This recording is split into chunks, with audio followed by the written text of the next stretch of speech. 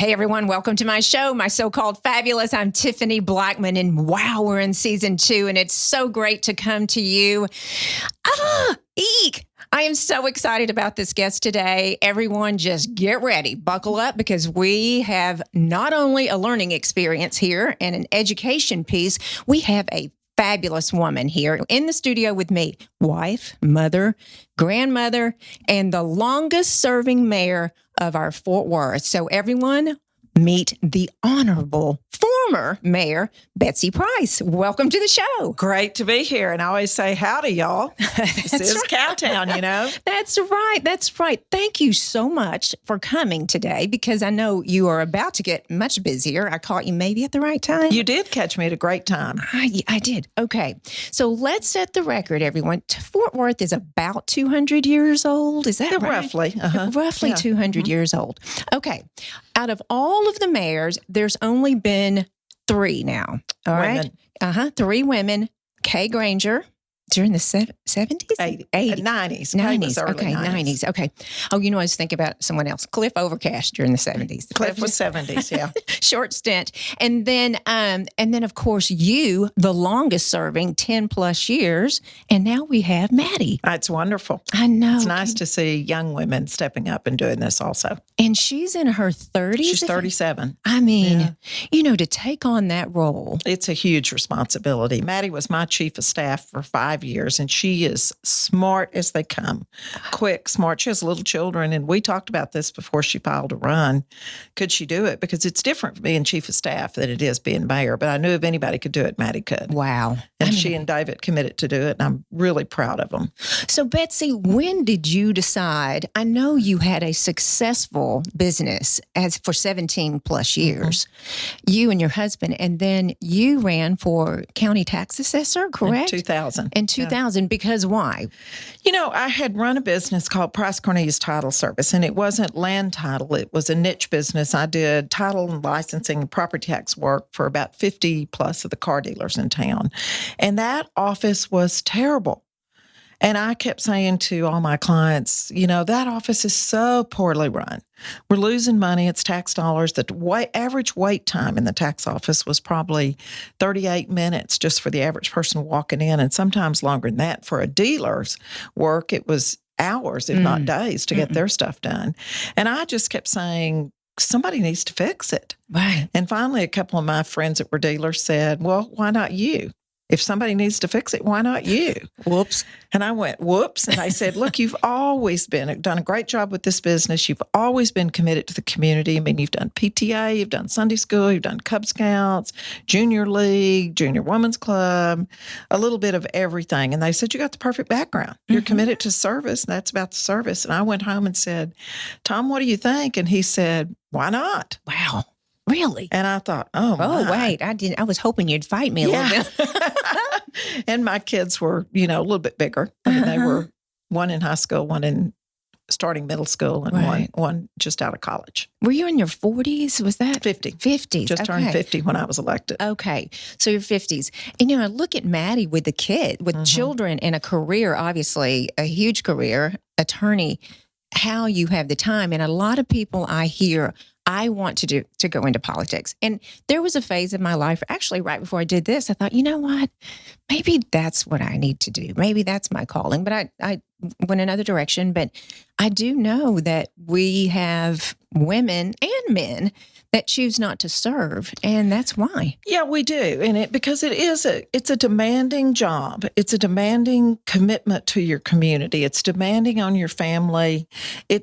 The mayor's office is non-paid. The mayor's office is $29,000 a year. My husband always laughed and said it doesn't pay your dry cleaning bill. No. Fortunately, the tax assessor's office paid. Wow. It's an administrative job, so it paid a decent salary. Right. Not bad. But I think a lot of people are hampered by that because they still have to do childcare. They have to do, you know, babysitters for weekends and nights. But you just have to figure out how badly do you want to serve, and can you work it? I know Maddie doesn't work near as many nights as I did. But by the time I was mayor, it was just Tom and I. Right. And I was really committed to be out and engaged in the entire community. Of course, she's committed to that too. Right. But she just has to limit her time. She's better at saying no than I was. Really? Yeah. And so you have to figure out how to say no, but I don't know how to say no. so I don't know how to say no to anything. Anything. But if we don't get younger people engaged in this, then they're missing the whole boat. And politics becomes what you begin to see in Washington. Just divisive, where they're getting nothing done. Nothing. And every decision that impacts your life as a young family or a young woman is going to be there for the next 20 or 30 years. And it's being made by somebody that's older. That's true. And nothing is better than to have a broad spectrum, a very diverse spectrum of ages and ethnicity, sexual, whatever, when you're making decisions. You need input from everyone. Every walk of life. Absolutely. So you were there 10 years, and I do know, I did tell Betsy before, I was doing all this research, cramming over the weekend to learn more about local politics. And my husband, Greg, which Betsy knows, he said, "What are you doing? You have the best teacher in the world coming in your studio, and just ask for help." And so here I am. But I did learn that the term of mayor is 2 years. That's is that correct? So that was 5 terms for you. It's 5 terms. 5 times I was elected. And 3 times as tax assessor, because it's a 4-year term. Wow. So I've done 8 elections. You have done a lot of serving and still serving, because you are now running for county judge. Oh my Tarrant gosh. County. And people always say, but you're not an attorney. The county judge is not a judicial judgeship. It's an administrative judgeship. People should think about county judge in terms of thinking similar to being the mayor, only it covers the whole county. Wow. Okay. Now, in small Texas counties, they are judicial. They can do all kinds of things. And technically in Tarrant County, they could, but they don't, because we have great court system here. We're big enough to have a big court system. A good court system. Gosh, that's great. Okay, good to know. You do not have to be an attorney. That's correct. I know. And for some reason, I mean, that's where the mind goes. Okay, if you're a judge, obviously, but no, it's a different, totally different. It's really just not, I mean, judge is just a title. I hear you. So let me ask you a personal question, if you don't mind. Sure. If you can tell us, I know being in a position for 10 years, why did you leave? I just came to the realization I've never done anything that I wasn't passionate about. And I served as tax assessor for 10 and a half years. I loved it. I got that office in shape, was recognized nationally. And people started coming to me and saying, "You run for mayor. Moncrief's going to retire, run for mayor, and get the city in good shape." And I kept saying, no, that's a different beast altogether. The mayor's job's a 24/7, 365. It really is. And it's much more public than the tax assessor, or even literally than the county judge. But so after 10 years of doing it, and I've always put my full passion in everything I do.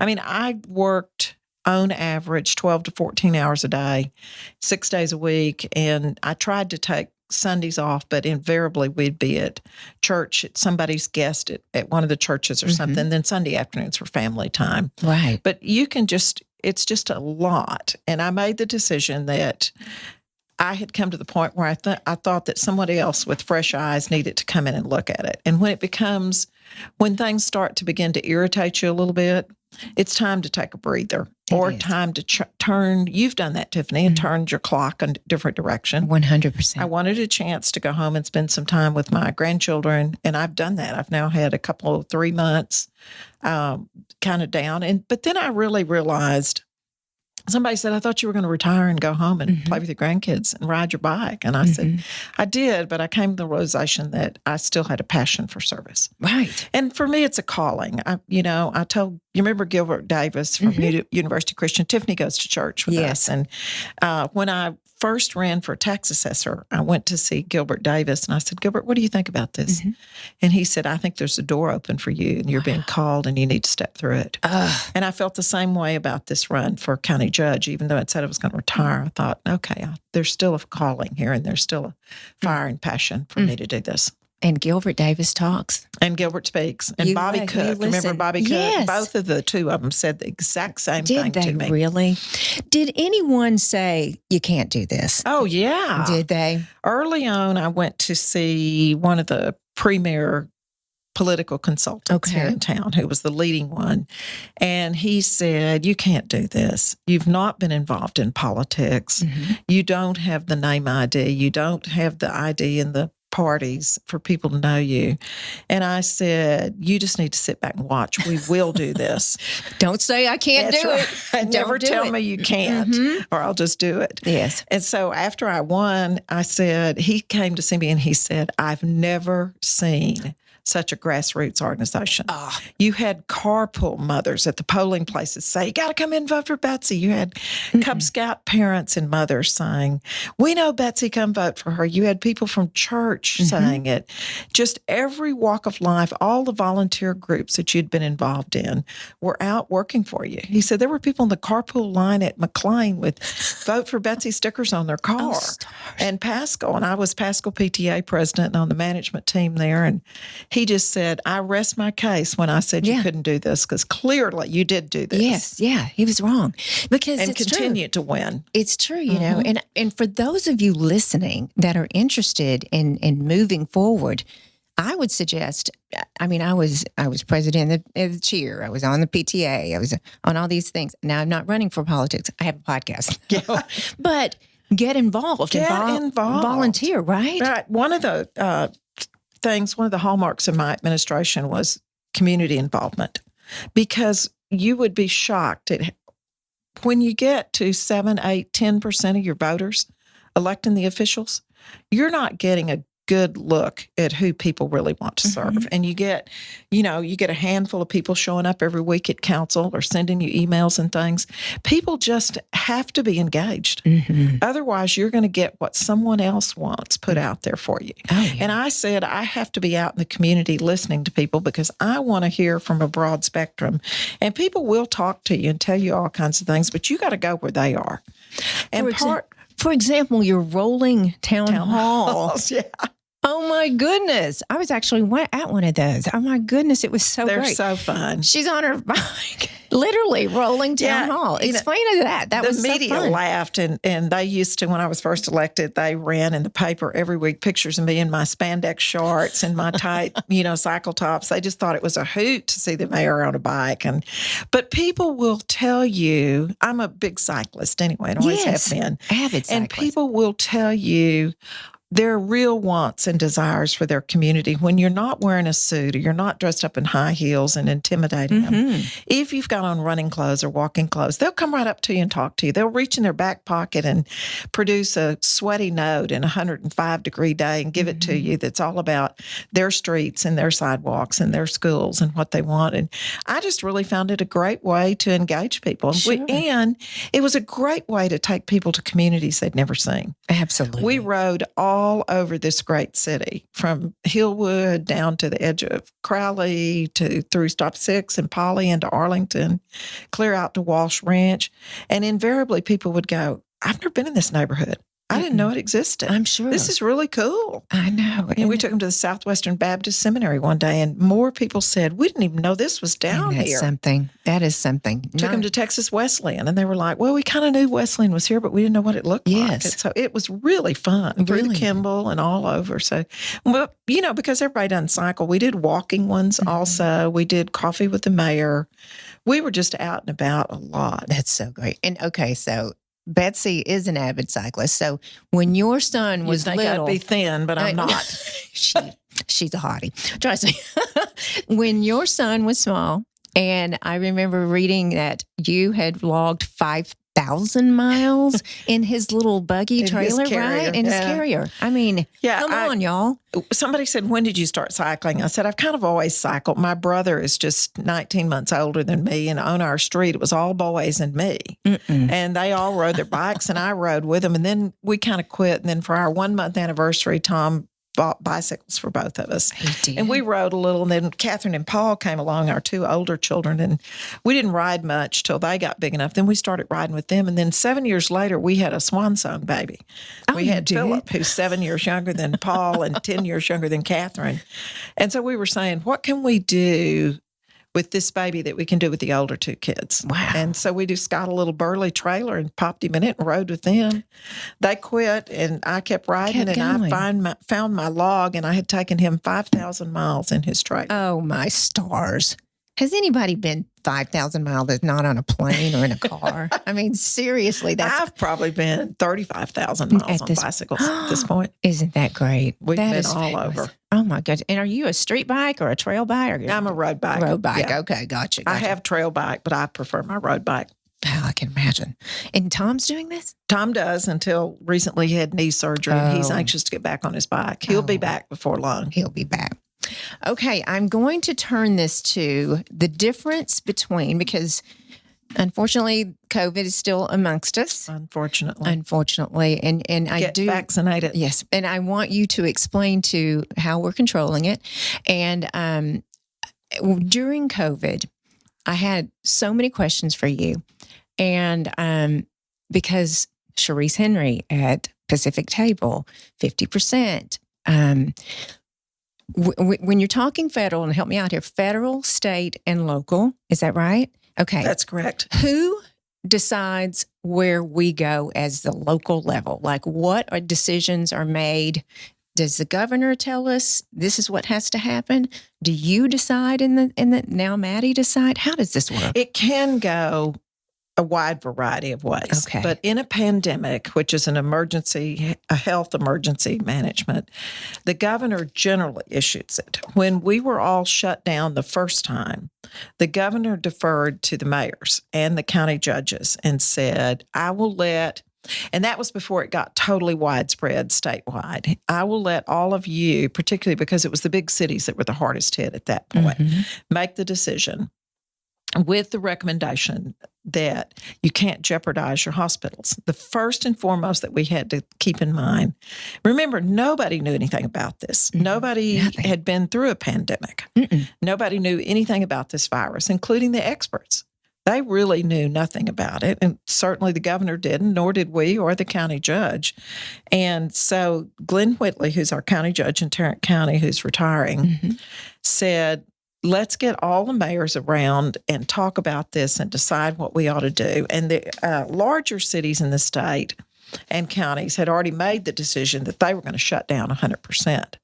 And Tarrant, being the more conservative county and the Fort Worth more conservative city, we waited until it became obvious that the hospitals wouldn't be able to function if they got too crowded. If you had a car wreck or other emergencies, you needed to be able to get care.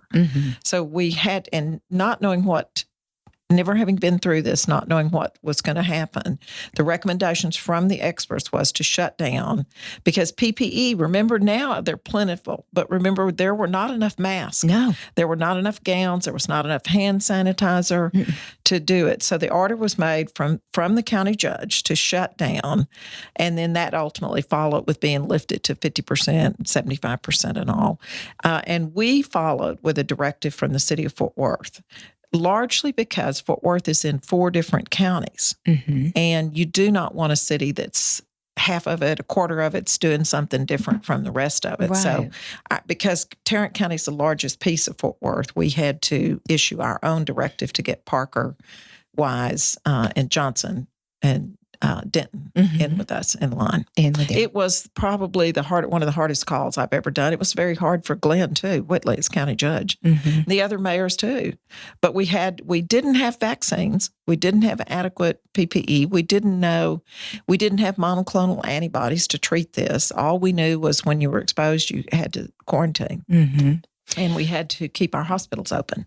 You know, and knowing so many people in different industries and food and beverage, especially for me being a chef, I just remember so many of them just saying, she's the mayor of the people. She is the mayor of business, local, small business.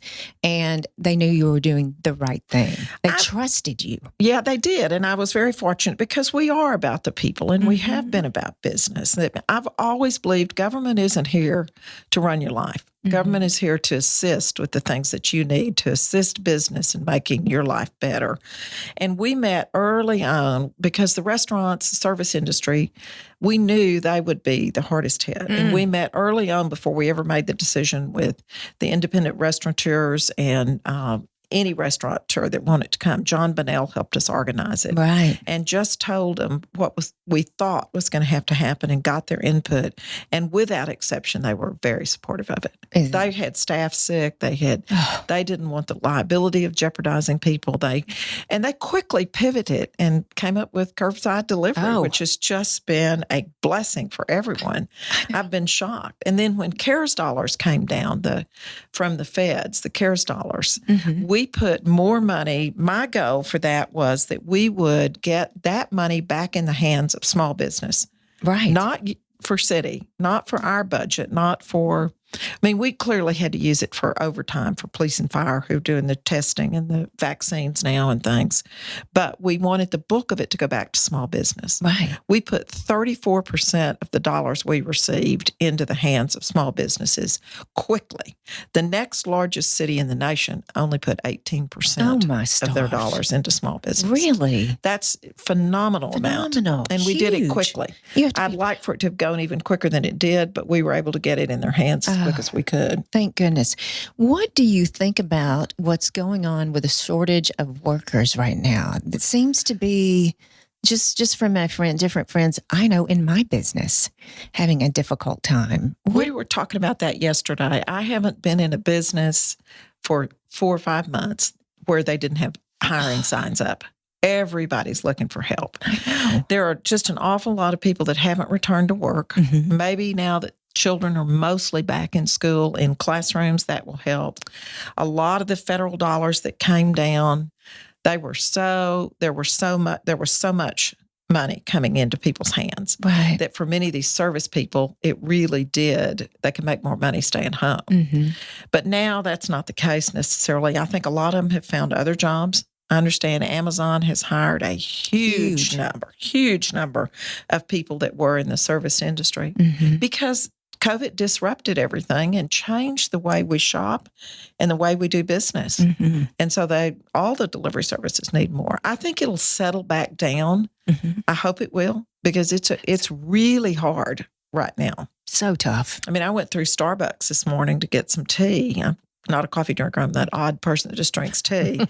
And they have a real shortage of what they need to deliver Starbucks. And the girl came to the window and said, on the microphone, said, "You'll just have to bear with me. I'm the only one here today." Said, by rights, we ought to be closed. But she said, "I just feel like people need their coffee." I know, but it was very slow. There was, I was over on a Starbucks the other day going through the line, and the line was so long, but there was a sign. It said, "We are closed because of staffing, and we'll try to open tomorrow at 5 a.m." And oh my gosh. Okay. I talked to one of our big restaurants here. It's it's Joe T's recently. And I said, "Joe, are you 100% back?" And he said, "I don't have the staff to be 100% back." Because they've been able to be back 100% for a long time now. But he said, people think we're 100%, and we're getting close. But he said, we just don't have enough staff, both kitchen help and wait staff. People tend to think it's wait staff, but it's not all. It's chefs too. And sous chefs and everyone. Of course. And help me here, because this stipend, this money you're getting is not going to last forever. It's mostly gone now. Okay. Yeah. The extra unemployment that was coming in, the governor issued a directive that the state of Texas would not take it any longer because we had to get people back to work. Got to get people. There's been extra money coming in recently for childcare. And hopefully that's a bit of a double-edged sword because the people I know that own child care centers said, we can't reopen because we don't have enough kids to help us meet our budget. And yet young mothers with young children are saying, we can't go back to work because our child care centers aren't open. There's a lot of work going on to try to coordinate that. And that piece is getting much, much better. Was the time during COVID, and this may be a really ignorant question, but the time last March of 2020, was that the most difficult time in politics you've ever lived? Experienced? It was very trying. I don't know that it was probably the most difficult, but it came close. It was tight. Mainly because you just didn't know, because this was such an unknown that nobody had dealt with. Nobody ever wanted to shut down business. Nobody ever wanted to say you had to wear a mask. And all of those were unknown. All of those were tools that were coming as recommendations from the medical industry and coming out of Washington and Austin. You just had to, because we had no vaccine and no way to treat it or anything, we just really had to try it and see. Yeah. Now, there are cities now that are, still wanting to require masks, even though the governor said no, and there are counties that have done it, that have taken them to court. But I don't think that's right. I think we've reached the point with vaccines, with monoclonal treatments, the better testing. When this first started, you couldn't get tested. If you could, it took weeks to get tested in many cases. Now that's freed up. So I don't look for that to happen around here again. Right. And what do you say to the population that's not vaccinated? Excuse me. What do you say to? This is America. Excuse me. My water went down the wrong way. Wrong pipe. And you do have that freedom. Sure. But you need to think about yourself and the people that you love. Right. Your parents and your significant other are in compromise. Absolutely. I did talk to my doctor about it. And Excuse me. Some time ago about this. And my husband, Greg, he'll go through a wall. He's like, he just got the booster. I'm like, dude, is it ready for you to have a booster? But she was saying, I asked her about it, and she said, you know what? It's a choice, just like you said. It's a choice. And that's what we want in America is a choice. She said, but this pandemic, this is the only way we know to control. Yes. We don't know anything. We don't have the research. We don't this, that, and the other. But that is the only way we know to control it right now. And that's what I would tell you. Anyway, it's a little bit like wearing your seatbelt. Right. People used to, years and years ago when I was young, say, I'm not going to wear a seatbelt. It'll cause more damage. Well, now we don't think anything about it. Right. Seatbelts are safe. As far as we know, the vaccines are safe. But what I would say to people is make an educated decision. Don't make your decision based on what you're reading on the internet. No. Don't make it based on the fallacies that if you're young, it'll make you sterile or any of that. Just call your doctor. And if you don't have a doctor, call a public health clinic and get a hold of one of the doctors. Right. Absolutely. And talk to them and listen to them and then make your decision. Make your decisions. And that's true. Sound bites and fake news is not the way to get them, as we know.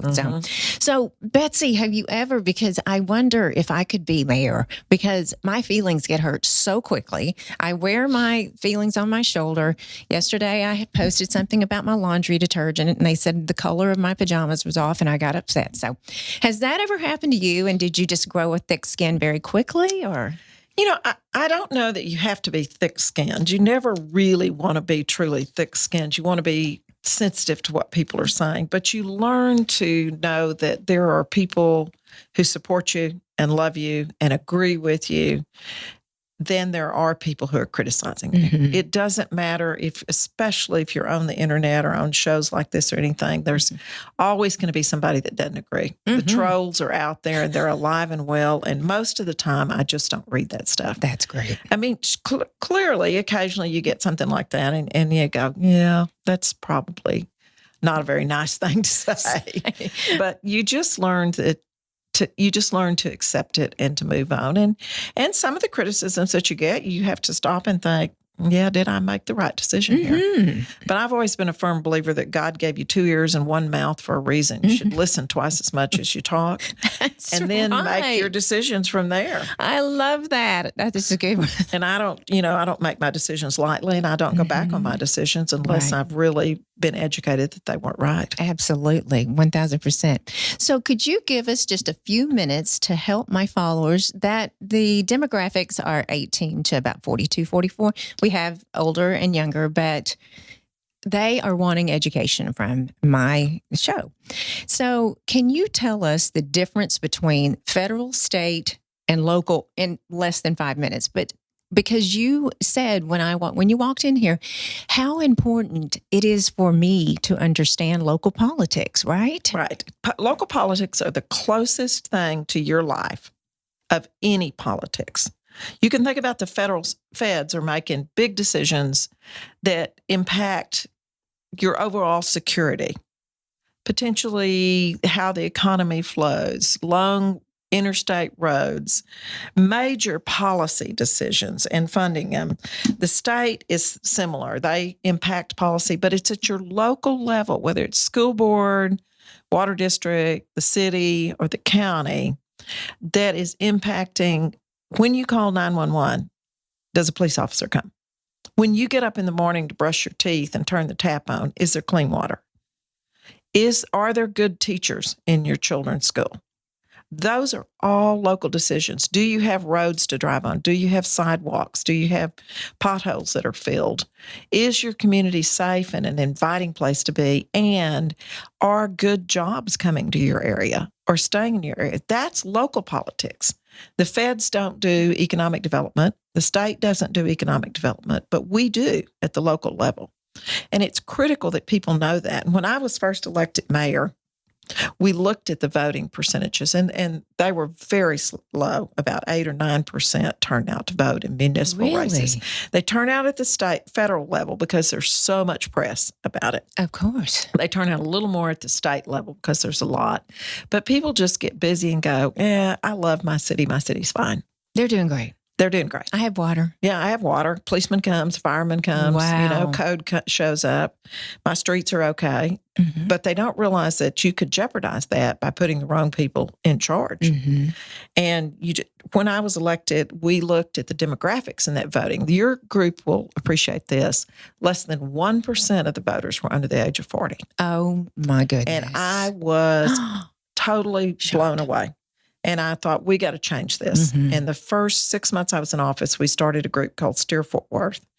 And they're now probably 350 strong. And the idea was to engage them in civic policy, to get them to increase their voting participation. And we helped them along the first 2 or 3 years. Now they're their own 501c3, and they do different pods on service to the community and how elections work. And I'm proud to say that they have increased their voting numbers significantly. I mean, Maddie's a prime example of that. Mm-hmm.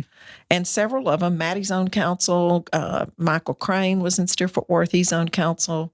There are 2 or 3 more serving in different areas that have come out of that Steer Fort Worth group. And I'm kind of like the mother hen. I'm very proud of them, because if they learn, then they're going to touch more people between 18 and 40. Wow. And teach them about it. And it's just critically important. Mm-hmm. I know young people are really busy with jobs, Mm-hmm. with children, with getting your marriages going, everything. But it doesn't take long to find out who's running for office, get to know them, offer to help them, Mm-hmm. and certainly go vote. And get involved. And get involved. And oh my goodness, the voting times are, I mean, it's so...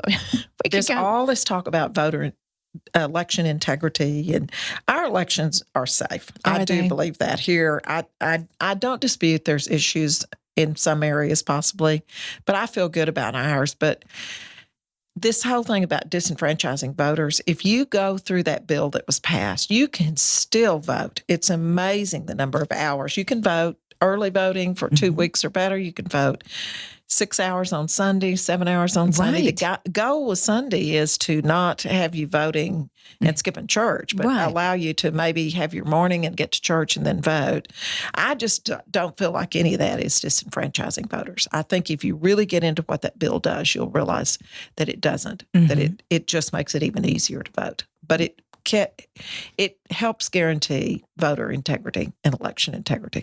Well, before the city council, the election, I had a woman on that was running for city council, and she educated us so very, very much. I had no idea about so many things, but she reiterated exactly what you did. You know, the trash, everything, the water. I mean, I'm from a very, very small town, and I do remember when I turned the tap on, it was brown water. I mean, that's what I grew up with, and I'm still okay. But it didn't damage you. But some of the people I went to high school with, I mean, I graduated with 14 people, but they're in city local politics, and they've changed the water system. So I should know this.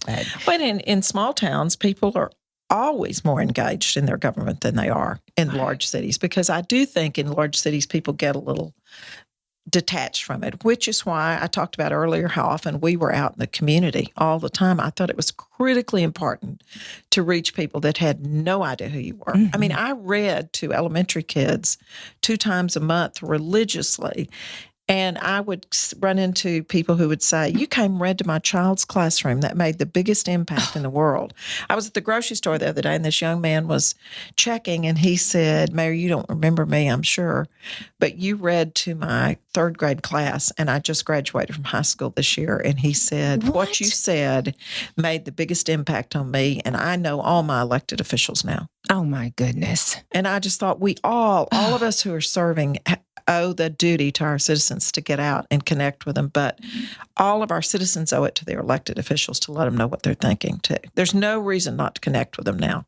It's too easy with social media. You never know when you are making a difference either. You really know. You don't. You didn't realize you were making an impact on that young man. And I had the same thing. I was at lunch a year or two ago at a small restaurant, and a young Hispanic man was waiting on me. And when we got ready to leave, we sat and I finally said, "I'm ready for my check." And he said, "You don't have a check." Oh.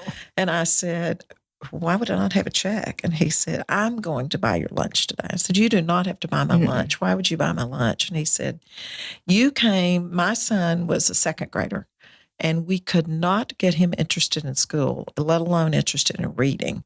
And you came to North Highmount, to his elementary school, and read to his class and told him that you as mayor expected him to read every day, have his parents read to him, or he read to them, or read to his siblings, and said he came home and said, "I have to read. We have to read. The mayor says I have to read." Oh, and gosh. He said, "My son is now a 4th grader, and he reads every single night. He reads to his siblings, and he reads to us, and he's gone from being a C student to an A student." Oh, my And goodness. he said, "I can't do anything to help you, but I can buy your lunch." And those things just touch your heart. That'll do it. And that's not why I read to them. I read because I think it's important that kids can go back to their parents and say, "The mayor of our city came to our school today." And the parents go, "Well, that's kind of neat. Maybe I need to find out who this person is." Yes. And his parents have been saying for years to read, but you said it and made a difference. Hey, there's something parents Sometimes right there. Got a bigger bully pulpit than you think. I know. So you took a little time off, and now you are running for Tarrant County Judge in 2022. So tell us how that's different. And first of all, I'm sure your husband Tom went, "What?" He's a very patient man. Wait, what? What? So tell us about that. The timing was right. The timing was right. The county is going to lose. The county judge has been there 20 plus years. J.D. Johnson, who's one of the commissioners, has been there nearly 40 years, and J.D.'s retiring. Our county administrator is not announced he's retiring, but he's talking about it. And sometime in the next few years, he will. And our other 2 commissioners still have 2.5, 3 years left on their term, but they may very well retire.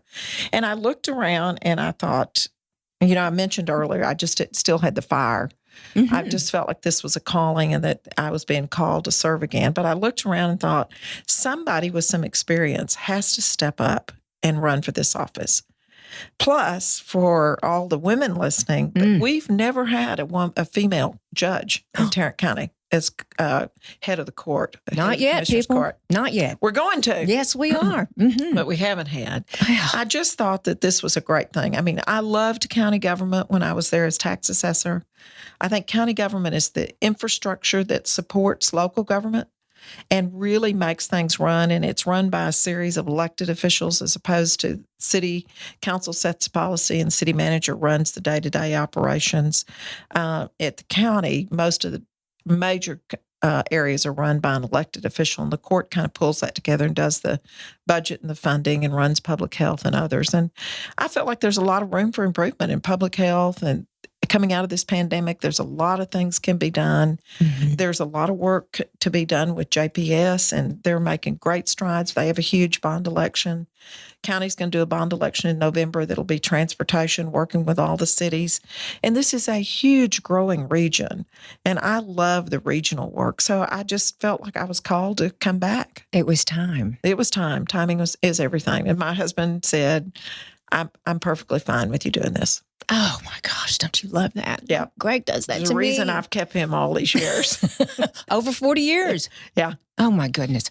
So, and Greg is like that. When I started this business, Greg retires, sells Blackman Mooring, and he's ready to do his own. Everybody's like, "You're going to start a new business?" No, he is where he wants to be. Yeah, so is Tom. But I'm not finished. No, Tom still has his business. He's a State Farm agent, and he's not probably as aggressive in the sales side as he used to be. And someday he'll retire, but he still gets to go. He's a competitive shooter. He gets to shoot. He goes out we have a small place west of Weatherford. He goes out there all the time. So he always says, if you don't demand I go with you everywhere, I'm perfectly fine with what you do, and I'll go when you need me. So great. So he shows up when I ask him to. Okay, and you're a clay shooter. Oh my goodness. I am a sporting clay shooter. I have watched you before. So fabulous. I mean, it's competitive. Fun. Comparative to my husband, I'm not very good, but compared to most non-competitive women, non-professional women, I'm pretty good.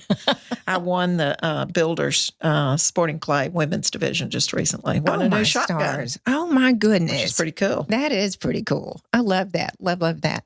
Well, what are you going to do to change things when you're elected next year in 2022, which we think the primaries is? We think the primary, right now the primary is tentatively set for March 1st. Okay. The reason it's tentatively set is because the legislature has to finish redistricting before they can call the election. Yes. And they have to have it through the courts and approved their redistricting plan by November 15th to have a March 1st primary.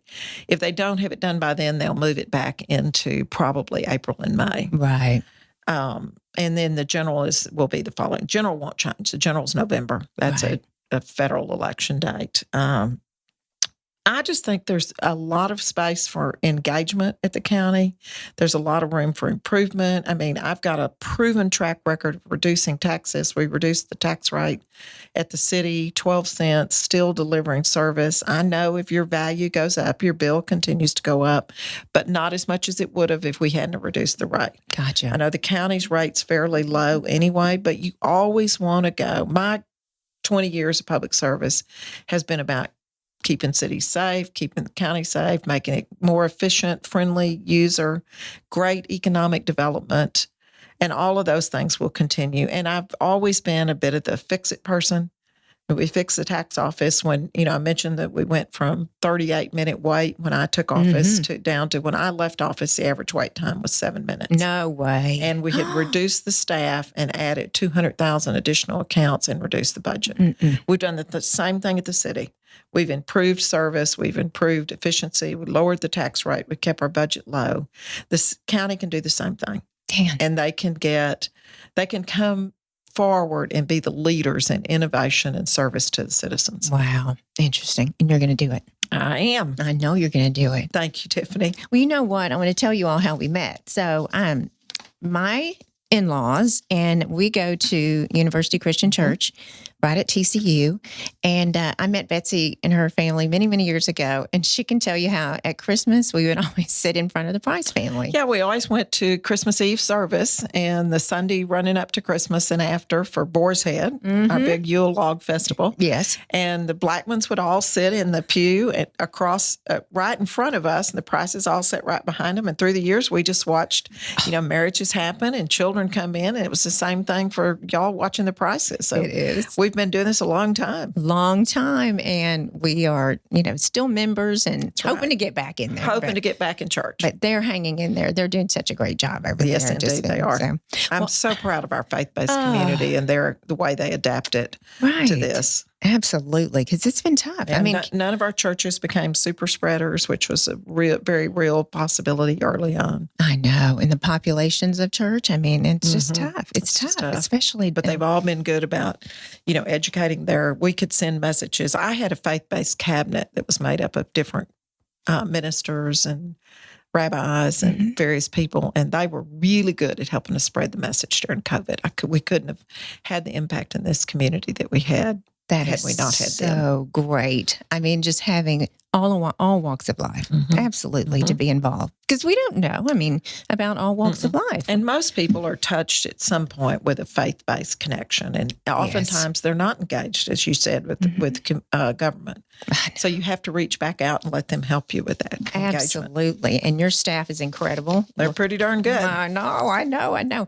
Okay. I cannot thank you enough for educating myself and these followers and listeners. And we support you 100% on this new election. If there's anything I can do, we're there for you. You can help spread the word and we get a little closer. We certainly will. Thank you for having me. It's been great. Now, we can find you on Instagram and Facebook, Betsy for County Judge. Is that correct? It's Betsy Price. Betsy Price for County Judge. So, and she's wearing her yellow today. Classic yellow. I love that. And everyone, thank you so much for following along, listening. Now, listen, we're hoping we can get up in that podcast world, Apple, Spotify. So if you would go and rate and review and hey, subscribe and you'll hear everything and let us know what you would want to hear and follow me at Tiffany C. Blackman. And everyone have a fabulous day. And guess what? Keep being fabulous.